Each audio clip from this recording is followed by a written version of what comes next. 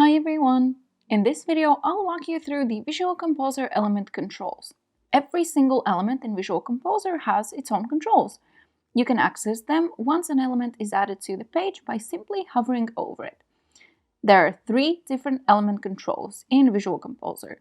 You'll see the controls for container type elements like rows and columns on the upper left corner. The row controls are blue and column yellow.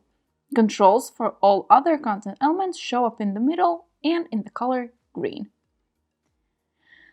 The controls also display the element hierarchy in any Visual Composer layout. The main container is the row contains the columns, and the columns contain the elements.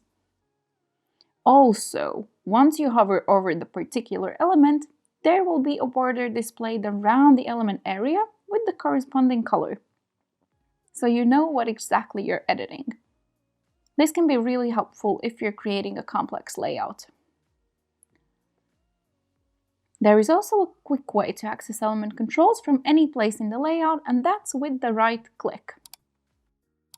Now, about the actual controls. They offer quick actions. So for rows, it's opening the edit window, opening the row layout options, adding a new column. You can clone the row, copy it, open the design options, and delete it. For columns, the options are generally the same except the row layout, which is only available for rows, obviously. And for elements, you can drag the element with the first element icon, then you can open the edit window, clone it, and last you can delete the element. If you want to learn more about how to edit elements, you can check the info card up in the corner. You can drag all elements, including the containers, if you click and hold the first icon, like this.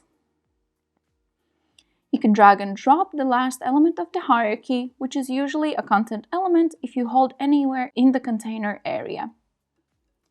And that's all you need to know about the Visual Composer element controls. Thank you all for watching and see you in the next one.